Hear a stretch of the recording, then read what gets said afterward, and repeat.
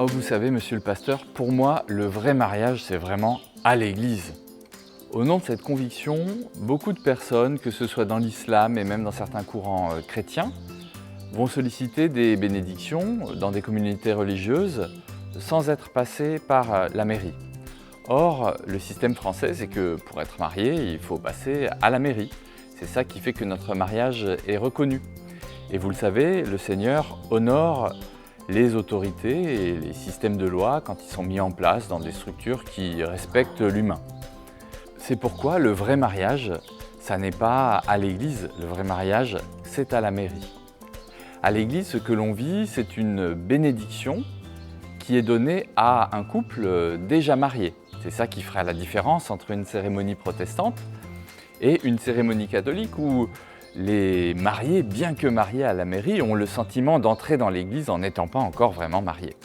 Et si on y réfléchit, le mariage, ça a commencé avant, peut-être dans des fiançailles, ça a commencé même encore avant, dans le moment où on a dit à quelques personnes « Oh, vous savez, elle et moi, nous sommes ensemble, nous avons des projets ensemble ». Le vrai mariage, il a aussi commencé quand on s'est dit pour la première fois « je t'aime ». Alors, quelle que soit la perspective par laquelle on analyse la situation de ce qu'est le mariage, eh bien, il faut toujours se dire que finalement le mariage c'est une succession d'étapes. La loi en fixe une, celle qui est à la mairie, mais une succession d'étapes qui doivent continuer de jour en jour, même après la bénédiction à l'église.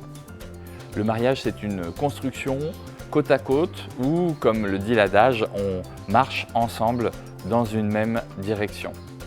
Soyons un peu pratiques et désinvestissons nos mariages religieux pour n'en faire que ce qu'ils sont, à savoir une belle occasion de fêter, de se réjouir, de remercier et de rappeler sur nous la bénédiction de Dieu.